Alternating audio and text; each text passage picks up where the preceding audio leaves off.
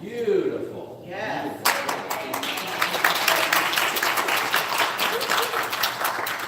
That is the recording artist, Nashville. Woo! Oh, we appreciate them a lot. Now, I've been told I look like one of the Gambino family. All right, I asked my wife this morning when I picked it up, does this look okay? And she said yes. And Melinda told me it looks just fine. Pinstripe, okay, and I didn't have a flower and a handkerchief, so it is not Gambino.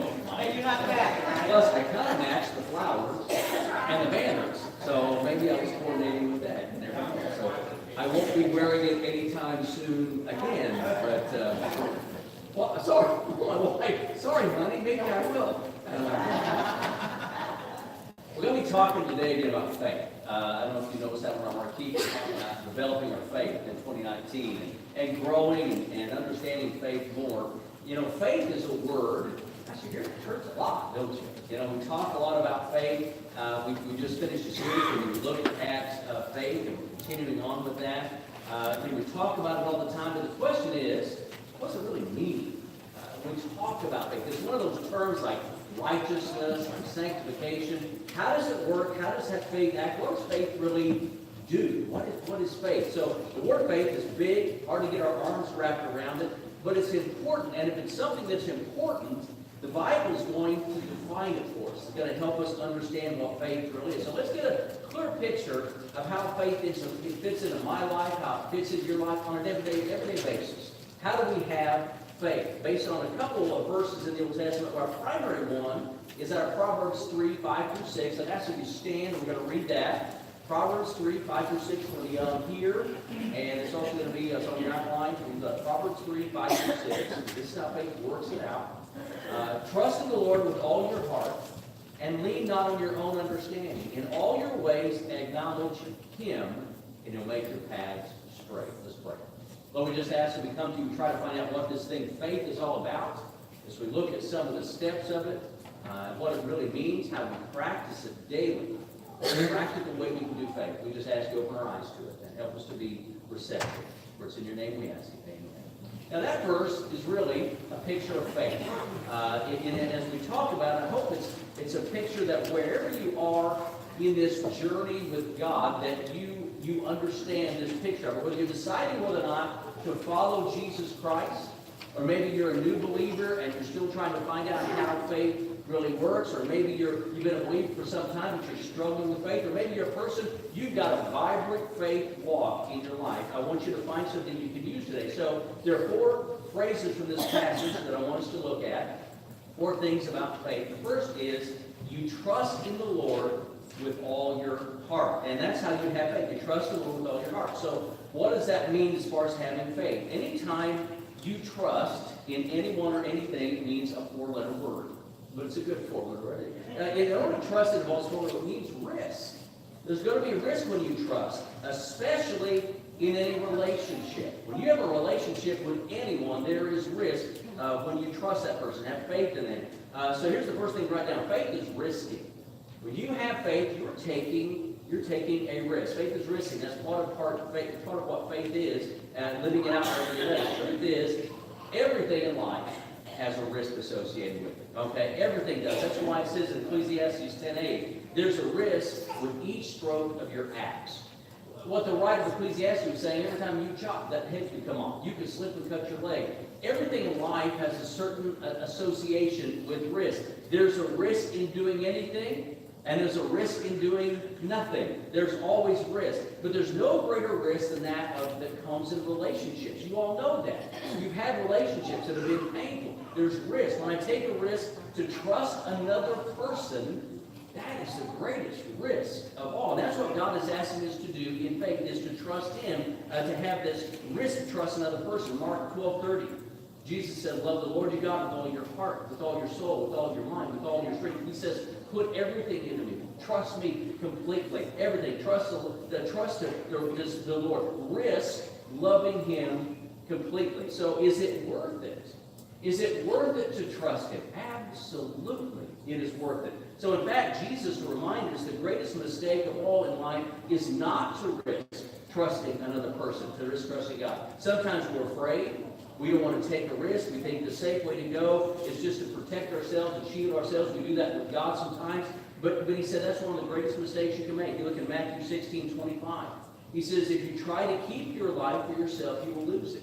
But if you give up your life for me, you're going to find it. So what is this idea of taking that risk of faith all about? Can we get a picture of it? Well, who in here has Netflix?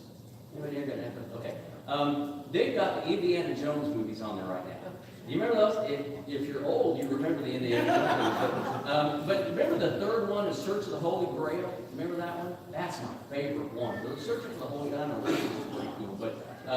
But they're looking for the Holy Grail, and they're going into this Templar cave where the Holy Grail is, and Indiana Jones is going through some tests, and one of the final tests before he picks the cup is he comes up to a cliff, and you can't see any way across, and you don't see a bottom in it, and he's standing there, and he's saying, what do I do? And because of what he read, what someone told him, he said, it's a step of faith, and so he takes a step out, and he lands on a bridge. You cannot see until he takes that step, and suddenly it's there. Couldn't see it ahead of time, but it was actually there. And that's really what this step of God is really like that we're taking. You're actually taking this step out, something you really don't understand. You may not see it, but you're taking that step off, and that's a really good picture of it. You don't understand it all, but you've been told that you can rely. You've been told that you can trust. Based on something God says, you may not understand it, but He says, I want you to do this. You can trust me. He says, in this relationship, trust me, do this. He says, in your business, in your integrity, ask for peace with other people. Stop fighting through these situations. I'm telling you, take this, do this, take a step of faith. Trust me, as you obey me. Trust me and see what happens. When you take a step of, take that step out of faith, you take that step to trust Him. You're trusting Him rather than trusting yourself. You take that step of faith. That's having faith. So the question for me and the question for you is, what is the cliff that you are standing on right now? What is that edge that you're standing on that you're not wanting to step out of? What's God saying? I want you to take a step in this direction. I want you to do this, and everything in me says, I would rather be back away from it. I don't want to take that step. I'm afraid of that. So what is that cliff that you're really struggling with? It might be a risk of trusting Jesus Christ for the first time. Maybe watching this on the air, you've never become a believer, and you're saying, I just don't know if He's trustworthy. He's saying, trust me. Trust, there's risk involved, and I understand that, but trust me. What is the risk, that you're not wanting to take? It might be a risk to trust God in your finances. To really turn things over to Him and let Him direct your finances. Maybe your business or your family or a decision that you're making right now. Or it may be with your kids.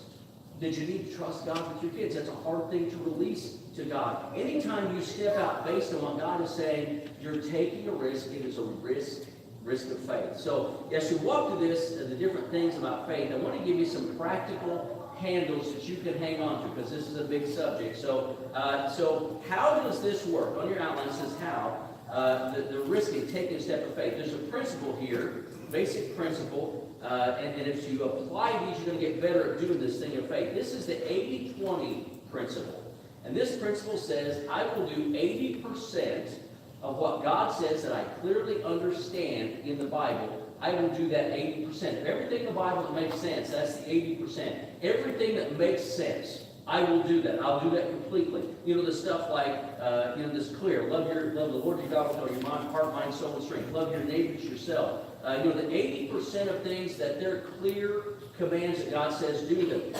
Act with integrity in your business. Have peace with all people. Make things right with people. Forgive people. Speak with kindness in your relationships. Have gentleness towards other people. The things that God asks us to do that are developing our character, you do those 80% of that is absolutely clear, the things that are clear. God may say, you spend some time in my word, what I have to say to you, that you come to me in prayer, and I'll tell you what's going on in life. That 20% that you don't get, I'm going to explain it to you. It's whether or not you're investing that 80% before He's going to give you that 20%. We want it the other way around. Give me the 20 and I might invest the 80. We just want Him to tell us what we need to do and what path we need to follow. If I do those things, the 80% that's clear, He's going to show me that other 20%. Because I'm going to be so wrapped up in Him, it's going to become clear to me. What should I do in this business decision? Should I get married? Should I not get married? Whom should I marry? That 20%, He says, I'll reveal that to you. Where should I live? What position should I take? Do I take this new job? Those things that we don't know. He said, if you're doing the 80% of your life and you're investing in what is clear, the 20% is going to come clear as well. You invest that. The second phrase, Proverbs 3:5-6.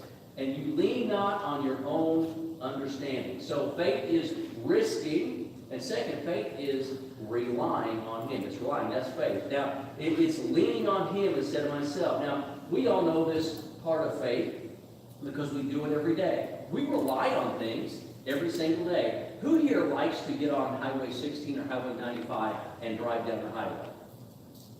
Okay. Some of you do like it. You're suicidal. Okay, I get on there and I am absolutely, you're 18 inches from death. And you're running 70 miles an hour, doing the speed limit, 70 miles an hour, and should be over that.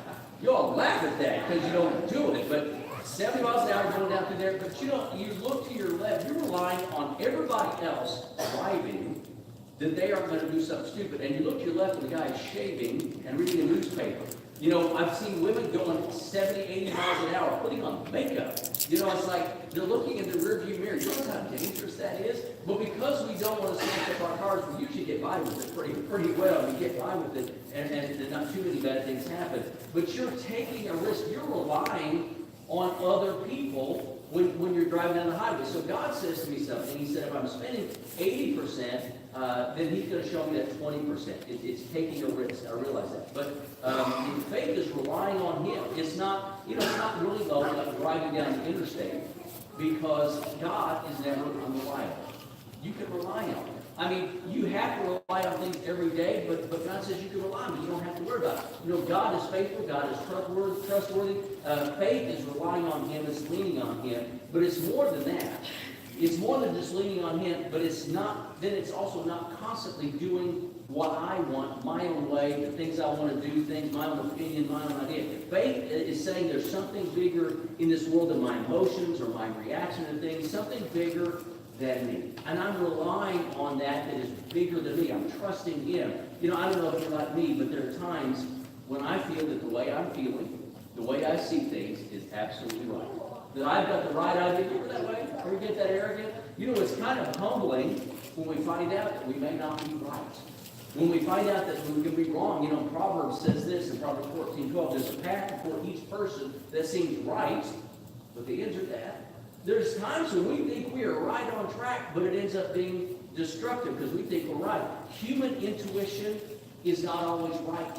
Our feelings can deceive us.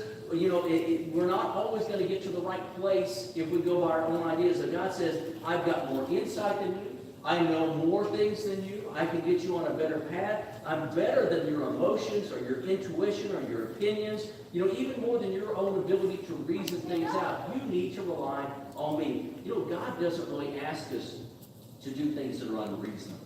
He doesn't. Not unreasonable. He does ask us sometimes to do things we can't figure out. And He sometimes asks us to do things that are beyond reason, but they're not unreasonable. Human intuition is not always reliable. It will fail us, but God is always reliable. But here's where we get messed up. The way that God has for getting us into these things is, you know, we want Him to tell us what to do. We want to remain the hero all the way through. We don't want to have to act like we've asked for any help whatsoever. So, you know, God sometimes takes us through difficult trials and times in order to show us what He wants to do. He'll take us through pain. He'll take us through difficulty. Maybe there's some humiliation on the way as we go through it, fighting and relying on Him. But we need to trust Him because He knows Jesus said a lot of very inconvenient things about trusting Him, things that were difficult. One place He talked in Mark 10:43, He said, if anyone wants to be great, he should become the servant of all. You know, we don't like that verse. We say, you know, what we really want is, we want to hear, if anyone wants to be great, I'll make him great. You just ask me, I'll make it great. Everyone's going to serve you. That's the greatness. That's greatness to most people. Jesus said, if you want to be great, you serve other people. That's how you're going to impact all the way to eternity. That's true greatness, to be really great that way. Jesus had always said stuff like this, and there were times when He would say these things that would make His disciples really uncomfortable. Some of the things He taught were just so outside of human understanding. One time He said some things that were really challenging. And the disciples came and they decided to have a talk with Him. They said, well, you got to kind of temper your statements a little bit. He said, the crowds are turning away from you. Jesus said, oh, people are walking away. They said, yes. And He said, well, what about you? What are you guys going to do? And they said, well, where else would we go? You've got the words of eternal life. You know what? That's faith. They were saying, you know, we don't understand it. The crowds aren't getting it. We don't understand it. But you obviously have something that nobody else can offer to us. It doesn't make sense. It doesn't make rational sense, but we're going to trust you. That's faith. And that's the faith to realize I don't understand it all, and I have to admit that. I don't always get the circumstances of this world or understand why God allows things, why this happens. But I do know this, I've got a trustworthy God that I can rely upon. I can trust Him. You know, He's leading me in the greatest ways of significance and health and joy in my life. That's faith. That's trust when I rely on Him. When you trust Him, you find out He's somebody you can rely on.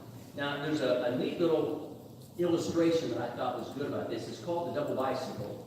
And it kind of gives a picture of trusting and relying on Christ. It says this, I first saw God as my observer, my judge, keeping track of the things I did wrong, so to know whether I merited heaven or hell when I died. He was out there sort of like the president. I recognized his picture, but when I saw it, but I really didn't know him. Later on, when I met Christ, it seemed as though life was rather like a bike ride. But it was a tandem bike, and I noticed that Christ was in the back helping me pedal. I don't know just when it was that He suggested we ought to change places, but life has not been the same since. When I had control, I knew the way. It was rather boring, but it was predictable. It was the shortest distance between 2 points. But when He took the lead, He knew delightful long long journeys up mountains and through rocky places and at breakneck speeds. It was all I could do to hang on. Even though it looked like madness, he said, hell. I worried and I was anxious, and I asked, where are you taking me? He laughed and he didn't answer. He just, and I just started to learn to trust him. I forgot my boring life and entered into a new adventure. When I said I'm scared, he leaned back and he touched my hand. I did not trust him at first with control of my life. I thought he'd wreck it. But he knows about bikes. He knows how to make it bend around a sharp corner. He knows how to jump clear high rocks. He knows how to fly through short and scary passages. And I'm learning to shut up and pedal in the strangest places. I'm beginning to enjoy the view and the cool breeze on my face and my delight in my constant companion, Jesus Christ. And when I'm sure I can't take it anymore, he just smiles and says, pedal. Isn't that the way relying on God should be? It all makes sense. Maybe it's a little scary at times, but you're turning the control over to him, and you're saying, you take it, he says, you just pedal. Let me do the guiding. That's the description of faith. So the question is, where are you at in that? Are you even on the bike with Jesus Christ yet? Are you still debating about that? Or are you on the bike and you're still in control? And you're still trying to hang on to things. Or maybe you've made that switch and all of a sudden he's in control, and it's a little bit scary because now for the first time in life, you're relying on him and he's directing you. It's scary. You're not relying on yourself, but that's faith. That's faith. And when you rely on him, you discover more and more that he is reliable, that you can trust him to guide things. So how does this work? How do I rely on him? Well, I've got to do some things to rely on him. I've got something I do, something very practical. And let me give you a principle for this one. It's not the 80-20 principle. This is the 90-10 principle. This is a way to practice this with Proverbs 3:9. It says, honor the Lord by giving him the first part of your income. You get to keep 90%, but you're giving to him 10% of your income. Now, wait a minute. Where do we go here? How do we get to tithing? We were talking about faith, and now you jump to tithing. We just talked about that a few weeks ago. I understand. We're at the beginning of a new year. This is really a place where you can practice relying on God. Is with that 10%. Being able to trust him with that is a place to start. You learn with your finances. That's one of the hardest places for us to surrender because we want to hang on to it and keep control of it. You got to make that switch. You got to make that switch. It will start there. You start relying on God for your finances and you start tithing, everything else is going to fall in the line as far as trusting. It's amazing how it happens. Not just finances, but relationships and business, integrity, kids, family, even the way you talk, all those things you'll be relying on him. You got to make that switch, but you got to make it practical by putting this in place. Malachi 3:10. Very famous passage. Bring to the storehouse the tenth of all your earn. Test me this, says the Lord, all powerful. I'll open up the windows of heaven for you and pour out all the blessings you need. 10%. Just make it practical. Give that 10%. Try that to start off with and see what happens. God says, you lean on me with this. You rely on me. I'll prove to you that I'm reliable, that you can trust me. Third phrase of faith in our life. In all your ways, acknowledge him. So what does it mean to acknowledge God? We read that, we don't really know what it means. You think about it, when a friend walks in the room and there's somebody you know, how do you acknowledge him? You wave at him, yeah. You acknowledge him, you acknowledge the president. President walks in the room, how does Congress, they're supposed to anyway, how's Congress supposed to respond when he walks into the State of the Union? They all stand. Oh, the president's walking. So you're acknowledging someone's presence. So how is it that we acknowledge God? We acknowledge him by obeying. We acknowledge God by obeying him. So the third thing, that's faith. Faith is risking, faith is relying, faith is obeying. Faith is something that is not just a principle. It is something that you actually do. Faith is an action. You are actually obeying God. Faith is activated when you act. Proverbs 28:14 says, always obey the Lord and you'll be happy. If you are stubborn, you'll be ruined. Boy, that I like the first part of that. Always obey the Lord and you're going to be happy. Man, I don't like the second part of that. That's a little bit of a challenge. God is not wanting obedience to make my life miserable.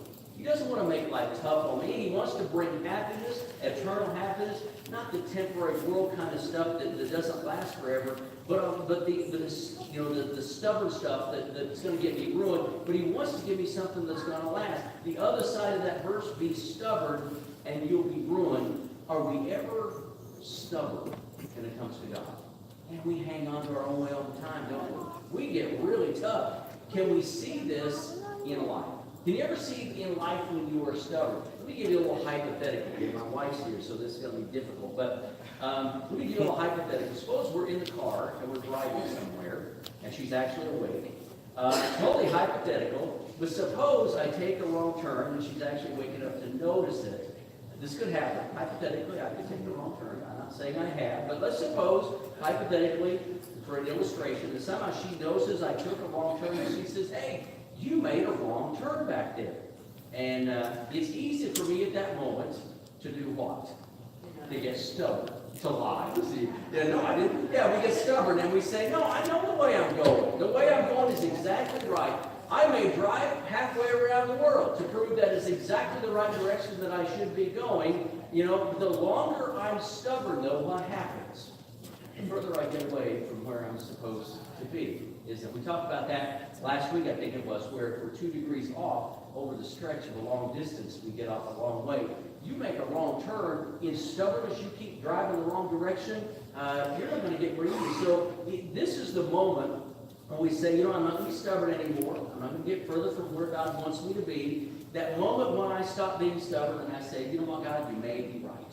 You may be right. I need to change direction. I made a wrong turn. The moment you make that U-turn and start getting back to where you're supposed to be. Now, most women in here are going, preach that to my husband, because he does that. And I tell him he made the wrong turn, and he says no, and then we drive for hours, and he won't stop and ask questions. I know. If this was hypothetical, this would never really happen. Not like it would have happened when we were on a trip recently, but we all get stubborn, don't we? We get stubborn. God says, why don't you just try it my way? Don't be so stubborn. You know, but there's something about us get stubborn. And the longer I'm stubborn, the further I get away from where God wants me to be. The further I get away from those places where He wants to bring happiness into my life and joy into my life. James 1:22 talks about obeying God. It says, remember, it is a message to obey, not just to listen. But if you do not obey, you're fooling yourself. You know, if we go to church and we just hear a message, you know, it may make us feel spiritual, but it's really meaningless if we do nothing about it. If we don't make a change. I'm fooling myself. You don't get more spiritual by hearing more songs or by more messages. You get more spiritual. You get a closer walk with God by doing what you're hearing. You become doers of the Word. You know, it's kind of like if I went to the gym. And if I sat around and I listened to all the people working out, and I watched all the people working out, and I ate a pack of Doritos while I was watching them, I might feel a whole lot healthier because I was at the gym, but I'm not going to be a whole lot healthier because I did nothing about what I was seeing. If I come to church and I listen to verses, I hear these passages, I'm not more spiritual. I'm not, because the Bible says it's dangerous just to listen and not do anything about it. He says you're fooling yourself. You've got to do something about it. What makes spirituality, what makes changes in our lives is actually doing something about what we're hearing. To put it into practice, faith is activated when you act. It's an action word. So it's not just about going to church and hearing the music and feeling all emotional. I mean, we had beautiful music today, and it makes you feel good. But if you don't listen to what the music is saying to you, it's worthless. You've got to be able to act on the things that you're hearing. You do something based on that. So how do you stop fooling yourself? How do you start acting in faith every day? Well, instead of the 80-20 or the 90-10, this is the 100% principle. This is 100%. 100% principle is I'm going to give 100% of my life to God in absolutely every area. I'm not holding anything back. I'm not doing an 80-20. I'm not doing a 90-10. He gets 100%. It says, in all your ways, acknowledge Him. In all your ways, obey Him. The word all there, interestingly enough, means all. Absolutely everything. In every way, acknowledge Him. Everything that you're doing. You know, I may stumble, I may fall, I may fail, but at the same time, I'm pushing toward that goal all my ways. Not most of my ways, but all my ways. I'm acknowledging or obeying Him. Colossians 3:17. Everything you do or say should be done to obey Jesus Christ our Lord. And in all you do, give thanks to God the Father through Jesus Christ. So here's the 100% question. What is the one area of your life that you're not giving up? What's the one area of your life that you're hanging on to? God, you can have this, you can have that, you can have all these things.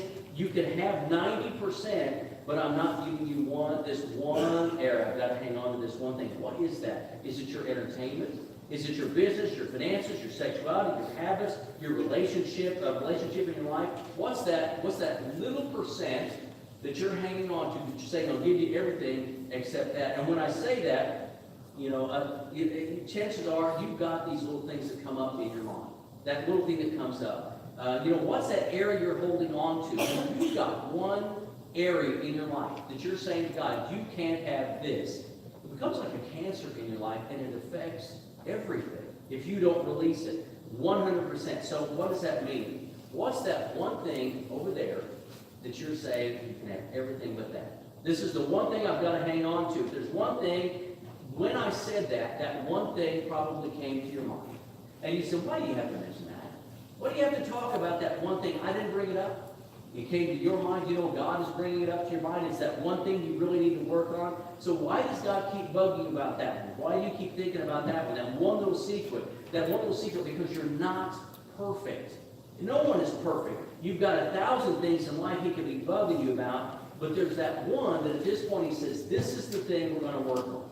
This is the major thing right now. So why does God keep bugging you about that? Does He want to make you miserable? Is that why He brings it up, to make you miserable? No, it's because He loves you. And He wants better for your life, and so He brings it up. Every time you go to a small group, every time you hear a message, every time there's a song on the radio, God brings that one area that you're hanging on to, and He says, we've got to work on this. And the reason He's doing that is because He absolutely loves you. He keeps talking to you about it because He knows there's a place in your life where He can't bless you at this point.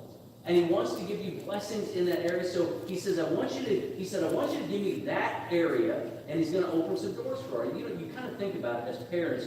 Who all in here had kids and you had to push them to do homework? Did you ever have to tell your kids?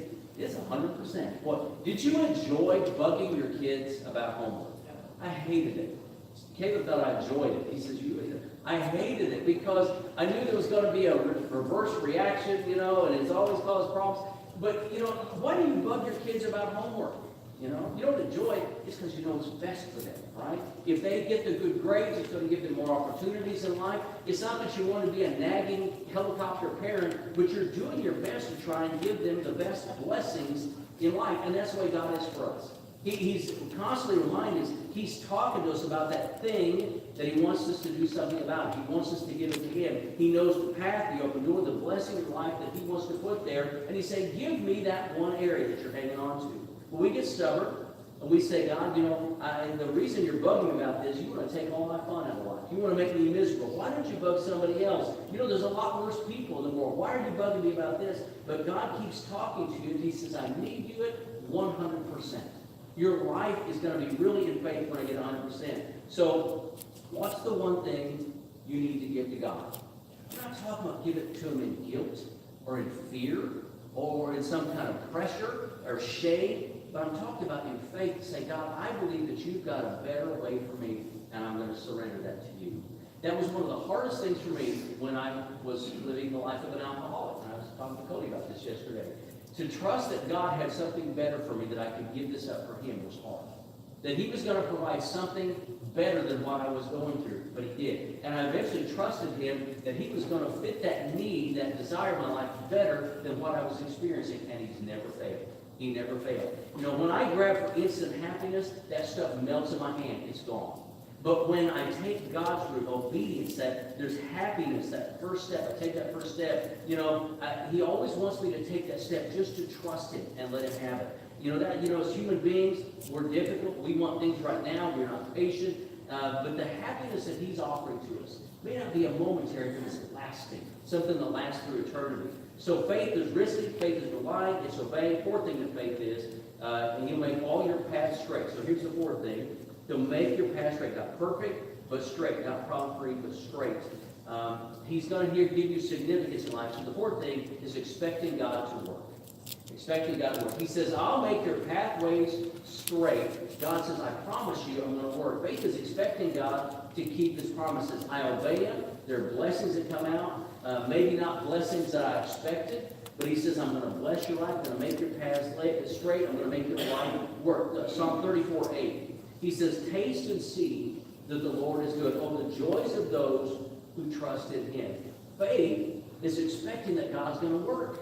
That if I trust Him and I have faith in Him, The path that he has for me is going to work out. Sometimes we look at faith and think, if I put my faith in God, man, I'm going to lose a lot of stuff. There's a lot of stuff that I'm going to miss if I put my faith in him. I might lose some happiness, or, if this habit that I have, I may lose this. But, if I put my faith in him, maybe I'll lose something. But we need to turn that on its ear for a moment. Instead of thinking, what am I going to lose if I have faith? Think on the other, what are you going to lose if you don't? He talks about here, what you're going to lose if you don't. What is he going to? The joy, it says in this passage, of those who trust him. What joy are you going to lose if you don't trust him? What satisfaction are you going to lose if you don't trust him? What adventure, what life, what gift are you going to lose all the way to eternity if you don't turn things over to him? He says he'll make your path straight. You're going to have a life of significance. Faith is expecting that as I do what God asks me to do, I may not see it immediately. I may not see it for a long time, though, but I'm going to see some eternal good that's going to come out of it. It's expecting God to carry through his promises. I don't understand all that God does. I'd be a fool to say I understood all the circumstances in the world, but I do understand he's faithful, that he can be trusted, and he makes our path straight. Deuteronomy 7:9 says he's a faithful God who keeps his promises, is merciful to thousands of generations of those who love him and obey his commands. He says, this has been true from the beginning of the world. People who have trusted God, who've given him everything, he makes their path straight. He gives them a life that they can expect to have great things of God in it. I can expect him to make circumstances. I can't expect him to make circumstances always to be what I want them to be. I can't force him to make other people choose certain ways. He doesn't do that. But I can always expect that God is going to show up for me. I can expect him to love me. Even in these tough times in my life, I can expect he's going to take things and use them in eternity. I can expect him to keep his promises, and I can expect him to act. And that's what faith is all about. It's expecting that he's going to come through in the end. So how do you do that? Well, the one day to do that is one day at a time. One day at a time. You can't have faith for next month or next week or even tomorrow. Can't sometimes have for the next minute. It's a moment-by-moment thing. It's something that goes on. For some of you, it's a problem at a time. It's one problem at a time. You're having faith. It's one relationship at a time. It's one step at a time. Having a day at a time. So the question is, what do you need to do about this? Or what's the next step of faith that you need to take? That's where the risk is. That's where relying is, obedience is. Where's that expecting? What's expecting in your life? Where do you need to expect God to act? Faith is not supposed to be complicated. Faith is hard. But faith isn't complicated. Faith is often very tough, but it's not meant to be complicated. Physics can be complicated. All right? Algebra is always complicated.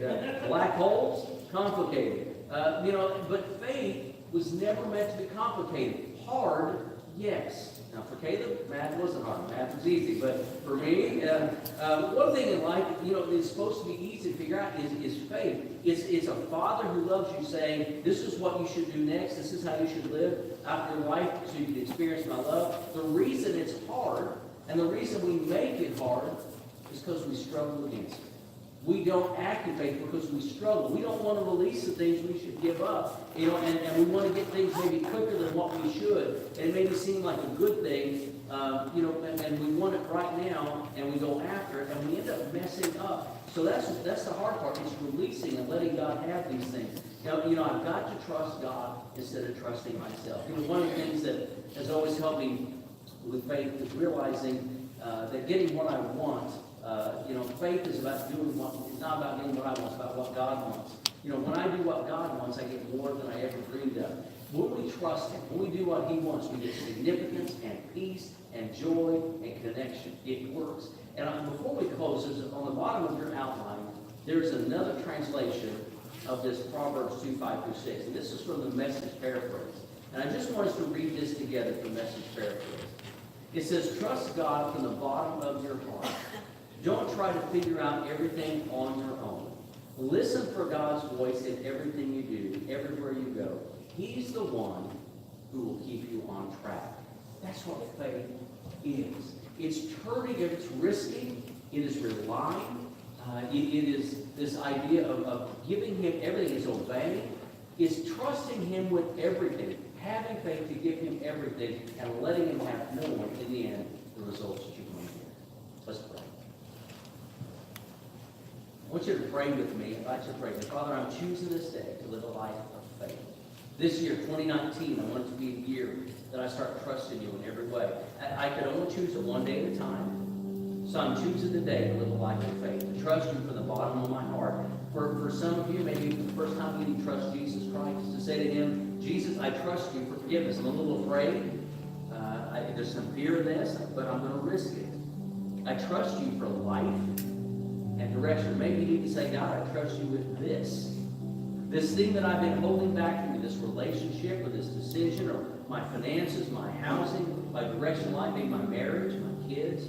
I trust you with this one thing today. The one thing I've been holding on to that I didn't trust you with. Show me what to do. Show me the next step I need to take to step into that light. It's not a leap into the darkness. It's a step into the light. Even if I stumble on the way, pick me up and get me back by your strength. Father, today I'm choosing to live a life of faith. Whatever I need to do to stop struggling against you, or today I want to do it. For it's in your name that I ask.